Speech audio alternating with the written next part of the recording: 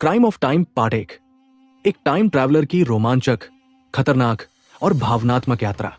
Hero, आवाज में उत्साह और बेचैनी। मैंने कर दिखाया। ये टाइम मशीन 5000 साल पीछे जाने का सपना सच होने वाला है। लेकिन क्या मैं इतिहास बदलने की ताकत रखता हूं? लैब असिस्टेंट, फोन पर घबराई हुई आवाज। सर, सरकार को आपकी रिसर्च का पता चल गया है। वे आपको रोकने के लिए आ रहे हैं। ये मशीन पूरी तरह टेस्टेड भी नहीं है। हीरो, आतुरता से, मेरे पास वक्त नहीं है। अगर मैं अब नहीं गया तो कभी नहीं जा पाऊंगा। टाइम मशीन के चारों ओर चिंगारियां निकलती हैं। कंप्यूटर स्क्रीन पर अलार्म बज रहा है। हीरो मशीन के अंदर बैठता है। हीरो बुदबुदाते हुए। 3, 2, 1, इग्निशन। भयंकर धमाका। हीरो के चारों ओर अंधेरा छा जाता है। घड़ी की सुइयां उल्टी दौड़ने लगती है। धुंधली आकृतियां, पुराने महल, घोड़े, लड़ाइयां, सब आंखों के सामने तेजी से घूमते हैं। फिर एक तेज झटका और सब शांत। हीरो हथेलियों से जमीन छूते हुए हैरानी से, कहां आ गया हूं मैं? ये जगह, ये हवा, सब कुछ अलग है। ये तो धरती के आरंभिक दिन लगते हैं। दूर जंगल में हलचल। अचानक एक भीषण दहाड़। घास में कुछ सरसराता है। हीरो मुड़ता है। एक विशालकाय जानवर घूर रहा है। उसका आकार किसी भी आधुनिक प्राणी से बड़ा है। हीरो तेजी से भागता है, लेकिन जानवर पीछा कर रहा है। अचानक उसे एक गुफा दिखती है। वो भीतर कूद जाता है। अंधेरे में उसकी सांसें तेज हो जाती है। गुफा के अंदर हल्की रोशनी, दीवारों पर हाथ से बने चित्र, आदमियों की आकृतियां, आग, शिकार के दृश्य। हीरो दीवार को छूता ही है कि पीछे से एक सरसराहट की आवाज आती है। हीरो चौंक कर धीरे से मुड़ते हुए, कौन है वहां? गुफा के कोने से एक स्त्री प्रकट होती है।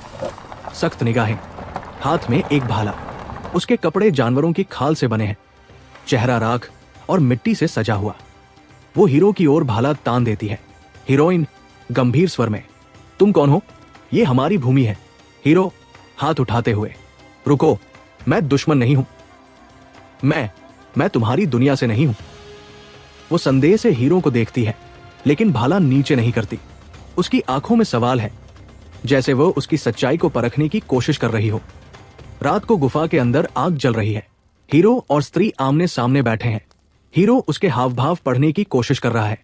हीरो, तुम्हारा नाम क्या है? स्त्री, मीरा। और तुम? हीरो झिझकते हुए, विक्रम। मीरा हल्की मुस्कान के साथ, तुम्हारी जान बचाने का मोल चुकाना होगा।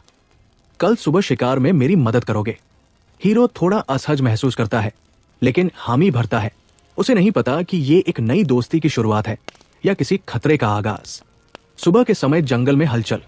मीरा और विक्रम मिलकर शिकार कर रहे हैं, लेकिन अचानक कुछ और शिकारी आ जाते हैं। दूसरी जनजाति के लोग। वे भाले और आग की मशाले लिए विक्रम और मीरा को घेर लेते हैं।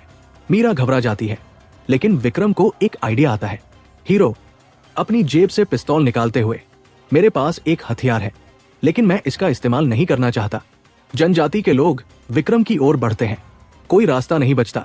विक्रम मजबूर होकर हवा में गोली चला देता है। एक धमाका। पूरी जनजाति स्तब्ध होकर पीछे हट जाती है। मीरा हैरान है। उसने ऐसा कुछ पहले कभी नहीं देखा था। मीरा चौंक कर आंखें फैलाते हुए, ये क्या चमत्कार है? तुम जादूगर हो? रात को नदी किनारे विक्रम और मीरा चुपचाप बैठे हैं। विक्रम गंभीर दिखता है। वो मीरा को अपनी सच्चाई बताने का फैसला करता है। हीरो, मीरा, मैं तुम्हें सच बताना चाहता हूं। मैं भविष्य से आया हूं। मीरा हंसते हुए, तुम्हारे पागलपन में भी मजा आता है। हीरो गंभीर होकर, नहीं, ये सच है और अब मुझे वापस जाना होगा। मीरा के चेहरे की हंसी गायब हो जाती है।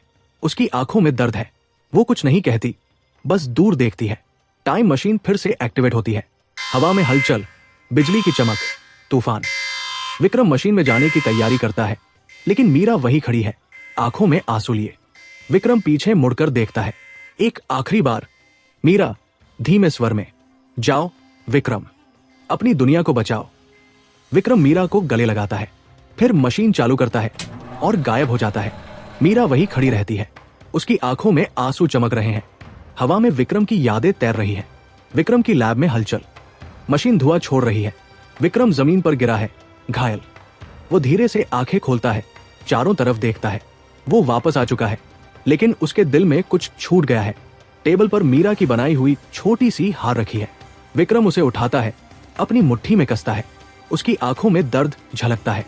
दूर खड़े एक सरकारी अधिकारी की परछाई नजर आती है। हीरो धीमे स्वर में, मीरा की याद में खोए हुए।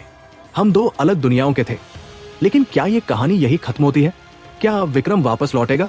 क्या समय से छेड़छाड़ की सजा उसे मिलेगी? जानने के लिए बने रहिए क्राइम ऑफ टाइम पार्ट 2। अगर आपको ये कहानी पसंद आई हो तो MK कल्पना चैनल को सब्सक्राइब करें। कमेंट करें कि ये कहानी आपको कैसी लगी, और अगर आपने इसे पूरा देखा है तो लाइक करके हमें मोटिवेशन दें, ताकि हम आपके लिए और बेहतरीन वीडियो ला सकें।